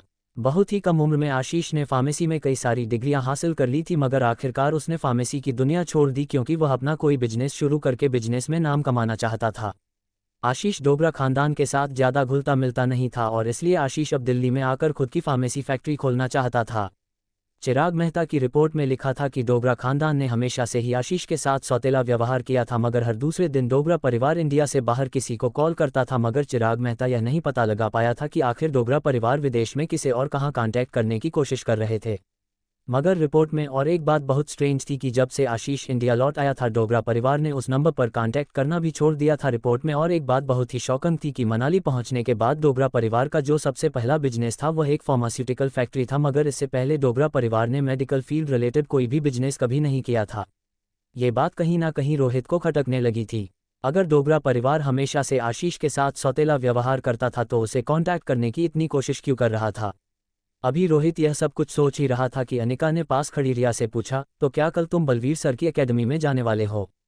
नन्ही सी रिया ने मुस्कुराते हुए हाँ में अपना सर हिला दिया। अनिका को पता था कि बलवीर सर की एकेडमी में वह आसानी से आर्यन और रिया की अदला बदली कर देगी। आखिर अनिका नहीं चाहती थी कि रिया अब ज़्यादा दिन अपनी स्कूल मिस करें। रिया और अनिका एक दूसरे के साथ आंखों ही आंखों में इशारे में बातें कर रहे थे, तभी अचानक रोहित की आवाज़ उनके कानों पर पड़ी। रोहित ने कहा, नहीं कल आर्यन बलवीर सर की एकेडमी में नहीं जाएगा, हम एकेडमी से छुट्टी ले रहे हैं। दरअसल कल मैं आर्यन को लेकर मेन मारवा हाउस में जाने वाला हूँ। रोहित एक्चुअली रिया, आर्यन और अनिका की चाल समझ चुका था। वह जानता था कि अगर रिया बलवीर सर की एकेडमी में गई तो फिर रिया और आर्यन अदला बदली कर लेंगे और रोहित को अपनी बेटी के साथ ज़्यादा वक्त गुजारने का मौका नहीं मिलेगा। रोहित चाहता था कि कुछ देर और वह रिया के साथ वक्त गुजारे और इस तरह दादी माँ और रोहित की माँ को भी रिया के साथ वक्त गुजारने का मौका मिल जाएगा और साथ ही रोहित को अपने विला में रिया के लिए एक अलग प्रिंसेस का कमरा बनाने का कुछ वक्त भी मिल जाएगा। अनिका ने अपने होठों को दबाते हुए हैरानी से रोहित से पूछा, तो फिर अब आर्यन दोबारा बलवीर सर की एकेडमी में कब जाने वाला है? रोहित ने अपना फ़ोन अपनी जेब में डालते हुए मन ही मन मुस्कुराते हुए रिया से कहा, मुझे लगता है अब आर्यन अगले महीने ही बलवीर सर की एकेडमी में जा पाएगा। रिया और अनिका एक दूसरे को देखकर एक दूसरे से सवाल जवाब करने लगे थे। बड़ी बड़ी आंखें दिखाकर रिया अपनी मम्मा से पूछने लगी थी कि इस सिचुएशन से कैसे बाहर निकला जाए। तभी कंफ्यूज्ड अनिका ने आंखों ही आंखों में रिया से कहा, अब इस सवाल का जवाब तो मेरे पास भी नहीं है। नन्ही सी रिया घबरा गई थी। वह अपने डैड के साथ वक्त जरूर बिताना पसंद करती थी, मगर रोहित की स्ट्रिक्टनेस को देखते हुए ज़्यादा वक्त रोहित के साथ बिताना रिया के लिए किसी पिंजरे में कैद होने जैसा ही था। बड़ी बड़ी आंखें दिखाते हुए रिया अपनी मम्मा से आंखों के इशारे से कहने लगी कि कुछ करो, कुछ तरकीब निकालो मम्मा, वरना कहीं हमारी पोल ना खुल जाएं और कहीं ऐसा ना हो कि डैड मुझे और आर्यन को लेकर हमेशा के लिए तुमसे दूर कर दे। जितना रिया अपने डैड को अपनी ज़िंदगी में वापस लाना चाहती थी, उतना ही रिया अपनी मम्मा से प्यार भी करती थी। मम्मा से दूर रहकर डैड के साथ वक्त गुजारना रिया को अच्छा नहीं लगता था। वह हमेशा से चाहती थी कि उसे मम्मा और डैड दोनों का प्यार एक साथ मिले। जब रिया की आंखों में बढ़ते हुए सवालों का कोई जवाब अनिका के पास नहीं था, तब अचानक ही अपनी जगह से उठते हुए अनिका ने रोहित से कहा, तो फिर ठीक है मिस्टर मारवा, मुझे लगता है हमें एक दूसरे के साथ जो बातें करनी थी वह हम कर चुके हैं, तो आई मस्ट गो नाउ। नन्ही सी रिया की बड़ी बड़ी आंखें अब और ज़्यादा बड़ी होने लगी थी। वह अपने मन ही मन चीख चीख कर अपनी मम्मा से रुकने के लिए कह रही थी। अनिका समझ चुकी थी कि ऐसी सिचुएशन में वो चाहकर भी अपनी बेटी की मदद नहीं कर पाती। जैसे ही अनिका ने प्राइवेट रूम से बाहर निकालने के लिए दरवाज़ा खोला, वो ये देखकर हैरान हो गई कि दरवाजे के ठीक सामने आशीष डोगरा अपने दोनों हाथ अपनी जेब में डालकर बिल्कुल रिलैक्स और काम होकर अनिका का इंतजार कर रहा था। अनिका से नज़रें मिलते ही आशीष ने अनिका से कहा, हेलो मिस अनिका, मुझे लगता है कि आपकी मीटिंग खत्म हो गई है, तो क्या अब हम चलकर हमारी शादी के बारे में बात कर ले? उद्धरण चिन्ह। इससे पहले कि अनिका आशीष की किसी बात का जवाब दे पाती, पीछे खड़े रोहित ने आशीष से कहा, हाँ हाँ बिल्कुल, मुझे लगता है कि आप दोनों को जल्द से जल्द बात कर लेनी चाहिए।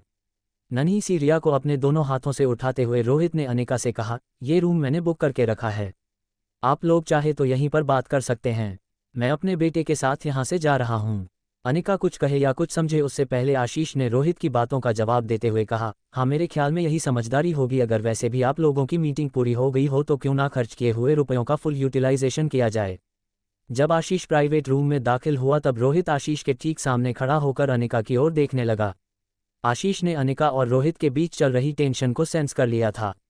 आशीष जाकर ठीक उसी चेयर पर बैठ गया जहां अभी कुछ देर पहले रोहित बैठा था।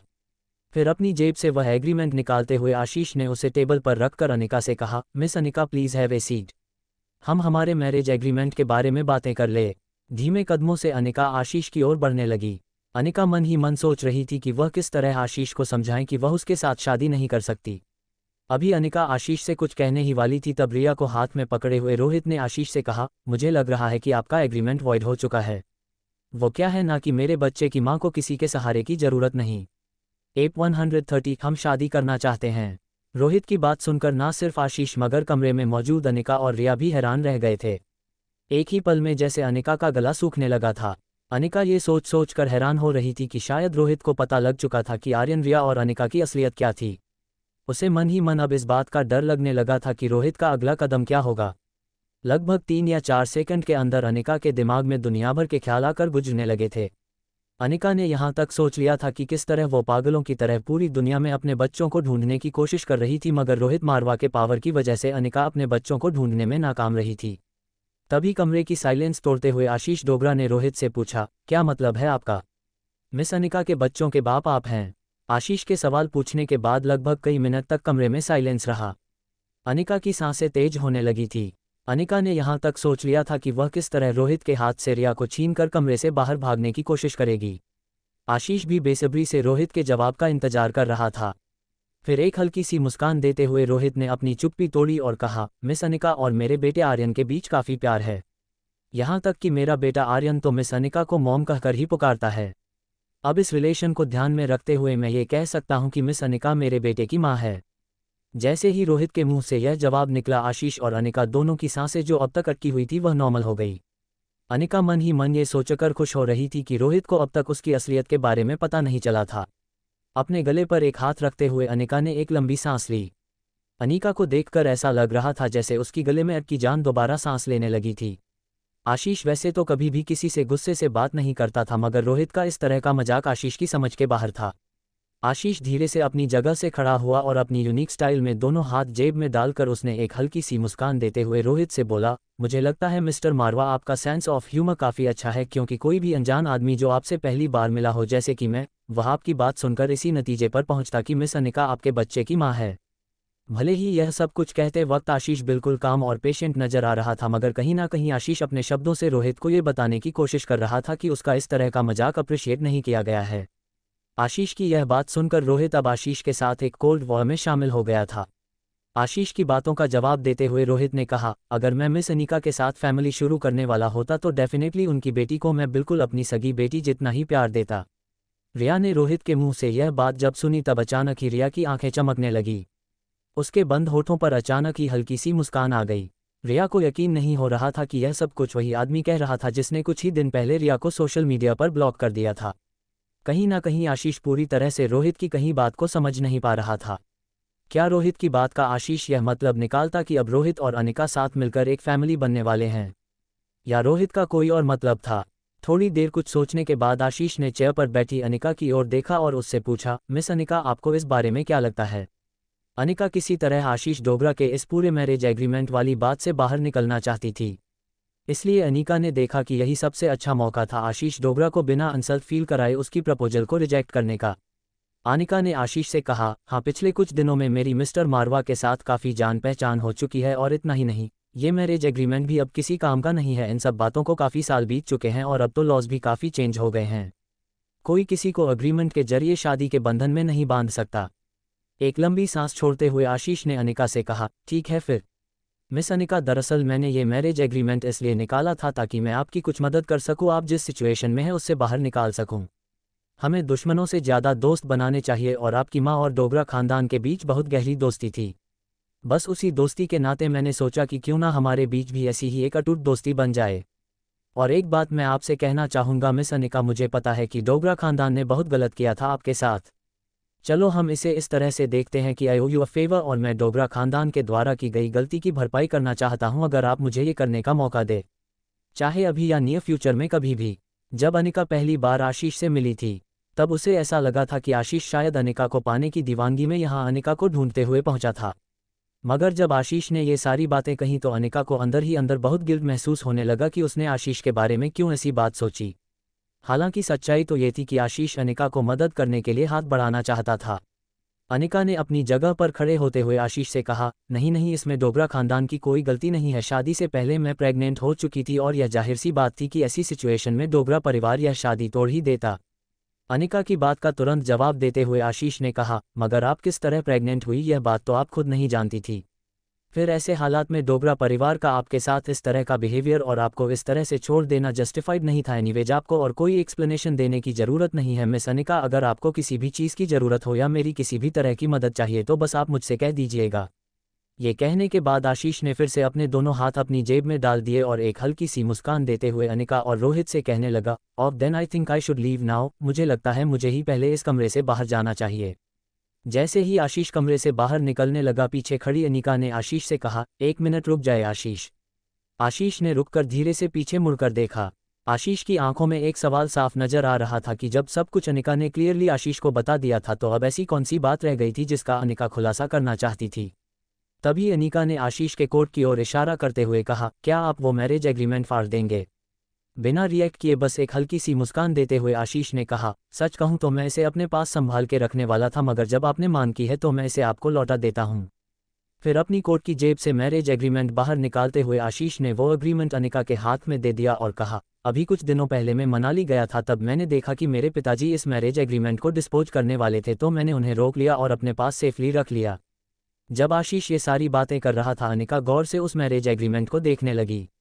ये ठीक वही मैरिज एग्रीमेंट की कॉपी थी जो अनिका के पास भी थी, मगर अनिका ने उस मैरिज एग्रीमेंट को कुछ वक्त पहले ही डिस्पोज कर दिया था।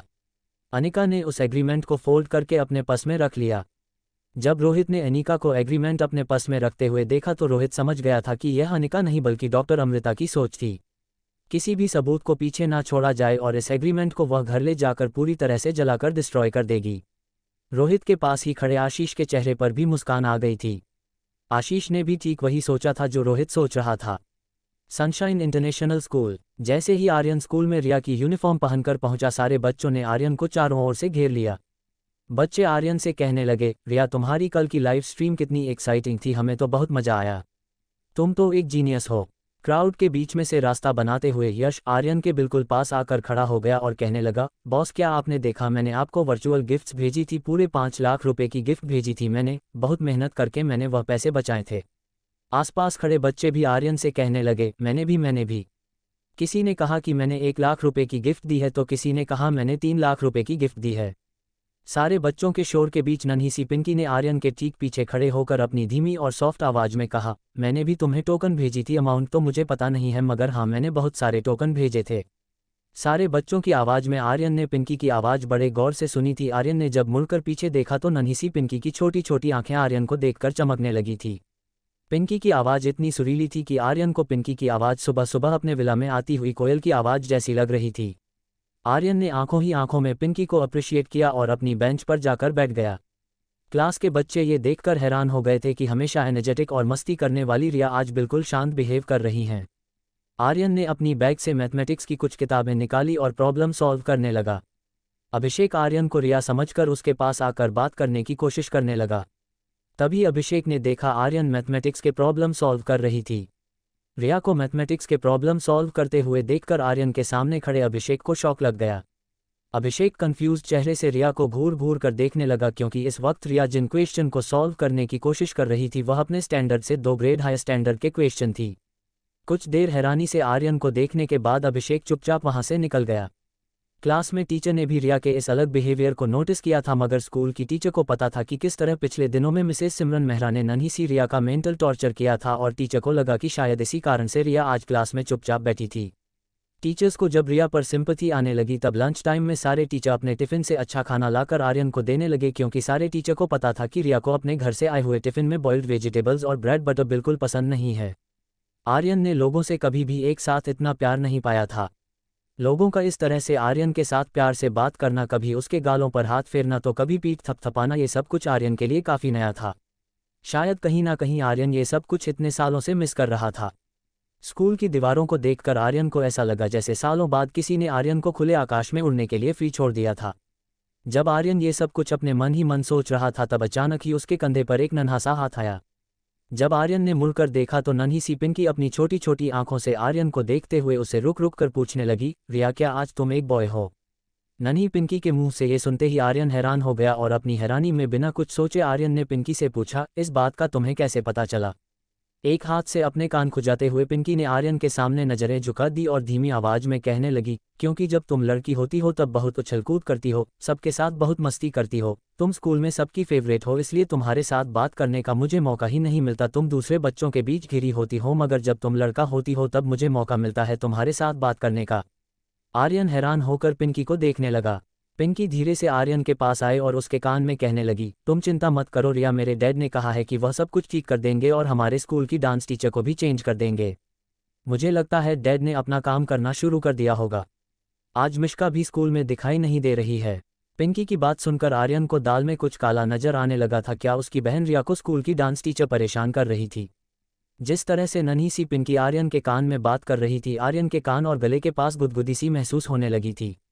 तभी क्लास टीचर क्लास में एंटर होते हुए बच्चों से कहने लगी, बच्चों सब मेरी तरफ ध्यान दो, आज से हमारे स्कूल की नई डांस टीचर होगी मिस श्रेया अय्यर। जैसे ही टीचर के मुंह से श्रेया अय्यर का नाम निकला, लंबी कद काठी की दुबली पतली सी श्रेया क्लास में एंटर हुई और एक एनर्जेटिक स्माइल देकर अपने दोनों हाथ हवा में हिलाते हुए सारे बच्चों से हाई करने लगी। बच्चों के साथ इंट्रोडक्शन के बाद श्रेया सब बच्चों को डांस के टिप्स देने लगी। वैसे तो श्रेया को सारे ही बच्चे बहुत पसंद आ रहे थे मगर पीछे खड़ी नन्ही सी बच्ची पर श्रेया की खास नज़र पड़ी। भोली भाली दुबली पतली सी मासूम लड़की की आंखें बिल्कुल ऐसी लग रही थी जैसे किसी ने आसमान के तारे तोड़कर बच्ची के चेहरे पर लगा दिए हो। बच्चों को डांस की एक एक्सरसाइज देकर श्रेया पीछे खड़ी उस नन्ही सी बच्ची के पास गई। बच्ची के सामने अपने घुटनों पर बैठकर श्रेया ने जैसे ही उस बच्ची से कोई बात करने की कोशिश की, दीवार से चिपक कर खड़ी हुई पिंकी की आंखें बंद होने लगी और वह वहीं पर जमीन पर बेहोश होकर गिर पड़ी। एप 131 मैंगोलॉजी। पिंकी को जमीन पर गिरते देख सारे बच्चे शोर मचाने लगे, पिंकी को क्या हुआ देखो। पिंकी गिर गई। पिंकी से बिल्कुल पास अपने घुटनों पर बैठी हुई श्रेया अय्यर घबराकर पिंकी को जगाने की कोशिश करने लगी। वो घबराहट के साथ उसे बोल रही थी, उठो पिंकी, उठो, क्या हुआ तुम्हें? जब श्रेया ने देखा कि पिंकी कोई रिस्पांस नहीं दे रही है तो नन्ही सी पिंकी को अपने हाथों में उठाकर श्रेया स्कूल के डॉक्टर के केबिन की ओर दौड़ने लगी। रास्ते में घबराई हुई श्रेया पिंकी को आवाज़ लगाकर उसे उठाने की कोशिश कर रही थी, मगर नन्ही सी पिंकी बिल्कुल रिस्पांस नहीं दे रही थी। पिंकी की बंद आंखें देखकर श्रेया को ऐसा लगा जैसे उसकी खुद की सांसें बंद हो गई हो। अपने हाथों में पकड़ी हुई उस छोटी सी बच्ची के चेहरे को देखकर श्रेया अय्यर को ऐसा लग रहा था जैसे किसी भी वक्त वह फूट फूट कर रोने लगेगी, मगर इस वक्त श्रेया को पता था कि उसे किसी भी तरह जल्द से जल्द नन्ही सी पिंकी को डॉक्टर के पास ले जाना होगा। अपने इमोशंस पर कंट्रोल करते हुए श्रेया दौड़कर स्कूल के डॉक्टर की कैबिन तक पहुंची। पिंकी को एग्जामिन करते हुए डॉक्टर ने यह कंक्लूड किया कि पिंकी को इसी तरह की कोई एलर्जी थी जिसकी रिएक्शन की वजह से पिंकी बेहोश हो गई थी और इसीलिए जल्द से जल्द पिंकी को नज़दीकी हॉस्पिटल में ले जाना होगा। किन्नरी टीचर भी दौड़कर डॉक्टर की कैबिन में पहुंची। स्कूल के रूल के मुताबिक अगर स्कूल की किसी भी बच्चे को कोई भी छोटी से छोटी मेडिकल इमरजेंसी आती है तो तुरंत ही उसके घर वालों को इन्फॉर्म करना क्लास टीचर की ड्यूटी थी। डॉक्टर की केबिन में आकर किन्नरी ने पिंकी के पेरेंट्स को तुरंत ही कांटेक्ट करके उन्हें स्कूल के हॉस्पिटल में जल्द से जल्द पहुंचने को कहा। डॉक्टर ने श्रेया से भी कहा हॉस्पिटल चलने के लिए, क्योंकि वह पहली पसंद थी जिसने पिंकी को बेहोश होते हुए देखा था, जिससे वो हॉस्पिटल के डॉक्टर को एग्जैक्टली बता सके कि किस तरह पिंकी बेहोश हुई थी। स्कूल के डॉक्टर ने जैसे ही कहा कि चलो अब हम बच्ची को हॉस्पिटल ले जाते हैं, स्कूल की कुछ पियोन आकर पिंकी को उठाने लगे, तभी उन्हें रोककर श्रेया ने पिंकी को अपने हाथों में ले लिया और डॉक्टर की केबिन से बाहर तेजी से निकल गई। स्कूल के डॉक्टर, किन्नरी टीचर और श्रेया स्कूल की एम्बुलेंस में बैठकर हॉस्पिटल की ओर जाने लगे। कुछ ही देर में हॉस्पिटल पहुंचने के बाद वहां के डॉक्टर ने पिंकी को एक इंजेक्शन दिया और कुछ देर पिंकी को एग्जामिन करने के बाद डॉक्टर ने श्रेया को देखकर कहा, आपके बच्चे को मैंगो की एलर्जी है। एक माँ होते हुए भी आप इतनी लापरवाह कैसे हो सकती है? ये सुनकर श्रेया शॉक हो गई। पास ही खड़े स्कूल डॉक्टर ने हॉस्पिटल के डॉक्टर को समझाने की कोशिश करने लगे कि श्रेया दरअसल स्कूल की डांस टीचर थी, मगर स्कूल के डॉक्टर हॉस्पिटल के सीनियर डॉक्टर को कुछ कह सके उससे पहले हॉस्पिटल के सीनियर डॉक्टर ने स्कूल के डॉक्टर को डांटना शुरू कर दिया। क्या आप जानते हैं मैंगो की एलर्जी कितनी सीरियस कंडीशन में पहुंचा सकती है पेशेंट को? आप एक डॉक्टर होते हुए ये कैसे भूल सकते हैं? और न जब आप जाए और पेशेंट के लिए आईवी ड्रिप लेकर आइए। स्कूल के डॉक्टर यह सुनते ही पैनिक हो गए। आखिर पिंकी आकाश गुलेरिया की बच्ची थी। अगर पिंकी जल्द से जल्द ठीक नहीं हुई तो गुलेरिया परिवार स्कूल के मैनेजमेंट और स्टाफ को छोड़ेगा नहीं।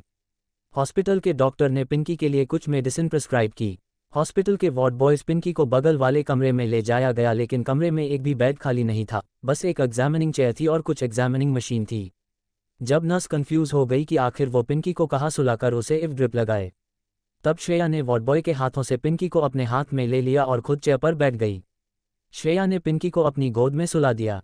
ये देखते ही तुरंत पिंकी को नर्स ने आईवी ड्रिप चढ़ाना शुरू कर दिया। हॉस्पिटल इस वक्त मरीजों से भरा हुआ था, इसलिए कोई बेड अवेलेबल नहीं था। श्रेया के पास और कोई रास्ता भी नहीं था, इसलिए पिंकी का इलाज जल्द से जल्द शुरू करने के लिए श्रेया ने ऐसा किया। दिल्ली में सर्दियों का मौसम चल रहा था और ऊपर से नन्ही सी पिंकी शारीरिक तौर पर बहुत वीक थी। आईवी ड्रिप वाली इंजेक्शन पिंकी को लेफ्ट हैंड में लगाई गई थी, जिसकी वजह से पिंकी का लेफ्ट हैंड बिल्कुल ठंडा पड़ चुका था। पिंकी के छोटे से हाथों को श्रेया अपने हाथों की गर्मी देने की कोशिश करने लगी। डॉक्टर और श्रेया के साथ साथ किन्नरी टीचर भी हॉस्पिटल के कमरे में आई थी। पिंकी की ऐसी हालत में देखकर किन्नरी टीचर बहुत परेशान हो गई थी। किन्नरी टीचर मन ही मन भगवान को प्रार्थना करते हुए हाथ जोड़कर कमरे में यहाँ से वहाँ घूमने लगी। पैनिक होकर किन्नरी टीचर अपने आप से जोर जोर से बातें करने लगी थी, ये सारी मेरी गलती है, मैंने ही नन्ही सी पिंकी पर ध्यान नहीं दिया, मगर मुझे एक बात नहीं समझ में आ रही है कि हमारी स्कूल में मैंगो आई कहाँ से? आखिर पिंकी को मैंगो की एलर्जी रिएक्शन कैसे हुई? स्कूल के डॉक्टर को भी पिंकी की मैंगो एलर्जी के बारे में पता था और उन्हें भी यह बात अजीब लग रही थी कि आखिर सर्दियों के मौसम में पिंकी मैंगो के कांटेक्ट में आई कैसे? अपनी गोद में सोई हुई बच्ची को देखकर श्रेया एक बात नहीं समझ पा रही थी कि आखिर जो एलर्जी सालों से श्रेया अय्यर को थी, वही एलर्जी इस नन्ही सी बच्ची को कैसे हो सकती थी? मैंगो एलर्जी एक बहुत रेयर एलर्जी थी जो ज़्यादातर बच्चों को माँ बाप से होता है। इस तरह से कहीं ना कहीं श्रेया अय्यर को पिंकी की ओर एक अनजाना कनेक्शन महसूस होने लगा था। कुछ ही देर में हॉस्पिटल कॉरिडोर से किसी के जूतों के टैप होने की आवाज़ आने लगी। कोई लगभग दौड़ते हुए रूम की ओर आ रहा था। कुछ ही देर में एक आदमी और औरत दरवाजे के पास आकर नॉक करने लगे। इससे पहले कि श्रेया दरवाजे पर खड़े लोगों को देख सकती, किनारी टीचर ठीक उनके सामने खड़े होकर कहने लगी, मुझे माफ़ कीजिएगा मिस्टर गुलेरिया, शायद मुझसे ही कोई गलती हो गई। मुझे पता ही नहीं चला कि कब नन्ही सी पिंकी ने आम खा लिए और उसकी यह हालत हो गई। I am really very sorry mister Guleria. Kinnari teacher को साइड में हटाते हुए आकाश गुलेरिया सीधे पिंकी के पास आकर पिंकी के माथे पर हाथ घुमाने लगा। जब आकाश को इस बात का यकीन हुआ कि पिंकी की सांसें अब नॉर्मल ही चल रही है, तब आकाश ने एक लंबी सांस छोड़ते हुए अपनी आंखें बंद की। कुछ देर आकाश ने हैवी ब्रीथिंग करने के बाद अचानक ही अपनी आंखें खोलकर श्रेया की आंखों में देखा। आकाश को देखकर श्रेया शॉक हो गई थी। श्रेया को ऐसा लग रहा था जैसे अचानक ही किसी ने श्रेया के शरीर की पूरी ताकत खींच ली हो। श्रेया अपनी नज़रें आकाश से हटाना चाहती थी, मगर कोई ऐसी अनजानी ताकत थी जो श्रेया की नज़रों को आकाश की आंखों से हटा नहीं पा रही थी। आकाश को देखते हुए श्रेया ने एक बात नोटिस की, इतने सालों में आकाश बिल्कुल नहीं बदला था। अगर कुछ बदला था तो वह कि आकाश के कपड़े पहनने का ढंग और शायद वक्त के साथ आकाश में आई हुई मैच्योरिटी। कुछ देर तक एक दूसरे को आकाश और श्रेया देखते रहे, फिर अचानक ही श्रेया ने अपनी नज़र आकाश से हटा ली। आकाश भी झटके के साथ खड़ा हो गया। कुछ देर हॉस्पिटल की उस रूम में बिल्कुल शांति छाई रही। तब अचानक हॉस्पिटल के डॉक्टर कमरे में दाखिल हुए और आकाश की ओर देखकर कहने लगे, कैसे माँ बाप हैं आप लोग? जब आपको पता है कि आपकी बच्ची को मैंगो की एलर्जी है तो क्या आप और आपकी वाइफ इतना भी ध्यान नहीं रख सकती कि बच्ची को मैंगो से दूर रखे? फिर डॉक्टर ने श्रेया की ओर देखते हुए आकाश से कहा, अगर आप ऑफिस में बिजी रहते हैं तो अपनी वाइफ से कहिए कि बच्चे पर निगरानी रखें। दोनों माँ बाप अपने काम में बिजी हो जाएंगे तो बच्चे का ख्याल कौन रखेगा? डॉक्टर की बात सुनकर श्रेया बिल्कुल ब्लैंक हो गई थी। दो बातों की वजह से श्रेया शॉक में चली गई थी। पहली तो ये कि अभी उसकी गोद में जो बच्चे लेटी हुई थी वह बच्ची आकाश गुलेरिया की थी, और दूसरी बात ये कि यह डॉक्टर पिंकी को आकाश और श्रेया की बच्ची समझ रहा था। जब श्रेया ये सब कुछ सोच रही थी तभी श्रेया के कानों पर एक पुरानी जानी पहचानी सी आवाज़ पड़ी। दरवाजे से अंदर आती हुई नताशा ने श्रेया को देखकर कहा, श्रेया तुम यहाँ क्या कर रही हो? और तुमने मेरी बच्ची पिंकी को अपनी गोद में क्यों लेटा कर रखा है? नताशा की बात सुनकर अचानक ही जैसे श्रेया को एक सदमा सा लग गया था। नताशा की बातों से साफ था कि उसकी गोद में लेटी हुई यह नन्ही सी परी आकाश और नताशा की बेटी थी। नताशा श्रेया के बिल्कुल पास आकर कहने लगी, यह क्या कर रही हो तुम? तुमने डॉक्टर से ऐसा क्यों कहा कि तुम उसकी माँ हो? मैं पिंकी की माँ हूँ। अब बताओ, क्या तुमने मेरी पिंकी को आम खिलाए थे? तुम्हारे अलावा ये हरकत और कोई नहीं कर सकता। इससे पहले कि कोई कुछ सोच पाता ये समझ पाता, नताशा ने श्रेया के गाल पर एक जोर का थप्पड़ जड़ दिया। थप्पड़ के आवाज़ की गूंज पूरे कमरे में सुनाई देने लगी और कमरे में मौजूद सभी लोग हैरानी से नताशा को देखने लगे। हॉस्पिटल होने के बावजूद नताशा जोर जोर से श्रेया पर चिल्लाने लगी थी। सबके सामने इस तरह से बिना किसी वजह थप्पड़ खाने के बावजूद श्रेया को अपनी इंसल्ट या अपने दर्द से ज़्यादा उस बच्ची की फिक्र थी जो इस वक्त उसकी गोद में लेटी हुई थी। थप्पड़ की वजह से झटका लगते ही श्रेया ने सबसे पहले अपनी गोद में लेटी पिंकी को सेव कर लिया ताकि झटके की वजह से कहीं पिंकी श्रेया की गोद से गिर ना जाए। तभी नताशा ने श्रेया का हाथ पकड़कर उसे खींचकर खड़ा करने की कोशिश की। श्रेया किसी तरह पिंकी को संभाल रही थी, तभी अचानक एक झटके से नताशा का हाथ छूट गया। जब श्रेया ने अपनी नज़र उठाकर देखा तो आकाश ने नताशा को जोर से पीछे धकेल दिया था। आकाश गुस्से से नताशा की ओर देखकर कहने लगा, यह क्या कर रही हो तुम? हॉस्पिटल है ये, तुम यहाँ इस तरह का बिहेवियर क्यों कर रही हो? जब आकाश ने ऊंची आवाज़ में नताशा से बात की तो नताशा अचानक ही फूट फूट कर रोने लगी और आकाश से कहने लगी, मुझे माफ़ करना, वह मैंने मेरी बच्ची को इस हालत में देखा तो पता नहीं मुझे क्या हो गया और मेरा हाथ उठ गया। मैं कुछ भी सहन कर सकती हूँ मगर मेरे बच्चे की यह हालत में नहीं देख सकती, और मुझे पता है कि इस श्रेया ने जानबूझकर पिंकी को मैंगो खिलाई होगी, वरना मैं तो पूरी सेफ्टी रखती हूँ कि पिंकी कभी मैंगो के करीब भी ना पहुँच पाए। फिर अचानक ही अपना रोना बंद करके नताशा श्रेया की ओर देखकर गुस्से से कहने लगी, और मुझे एक बात बताओ श्रेया, तुम इतने सालों बाद यहाँ कैसे? और मेरी बच्ची के साथ तुम यहाँ हॉस्पिटल में क्या कर रही हो? मुझे पता है ज़रूर तुम मेरी और आकाश की ज़िंदगी में कोई प्रॉब्लम खड़ी करने वापस आए हो। नताशा के शब्द श्रेया को तीर की तरह दिल में चुभने लगे थे। किसी वक्त वह जिसे अपनी बहन मानती थी, वह नताशा आज श्रेया के पहले और आखिरी प्यार आकाश के साथ खड़ी थी, और श्रेया की गोद में जो बच्ची लेटी थी वह उन दोनों की बच्ची थी। अपने इमोशंस पर किसी तरह कंट्रोल पाते हुए श्रेया ने नताशा की बातों का जवाब देते हुए कहा, नहीं नहीं, ऐसा कुछ भी नहीं है। इनफैक्ट मुझे तो ये भी नहीं पता था कि पिंकी तुम दोनों की बच्ची है। श्रेया की बातों को झुठलाते हुए नताशा ने श्रेया से पूछा, अगर ऐसी बात है तो पूरी दिल्ली में तुम्हें हमारी ही बच्ची मिली थी आम खिलाने के लिए? अपने आप पर लग रहे इस तरह के एलिगेशन श्रेया बर्दाश्त नहीं कर पा रही थी। गिड़गिड़ाती हुई आवाज़ में श्रेया ने आकाश की ओर देखकर कहा, मैं तो आज ही सनशाइन इंटरनेशनल स्कूल में डांस टीचर अपॉइंट हुई थी और आज ही यह सब कुछ। इससे पहले कि श्रेया अपनी बात पूरी करती नताशा ताली बजाकर श्रेया से कहने लगी, बहुत खूब, आज ही तुम्हें नौकरी मिली, आज ही तुम्हें हमारी बच्ची मिली और आज ही तुमने उसे मैंगो खिला दी। व्हाट ए कोइंसिडेंस है ना?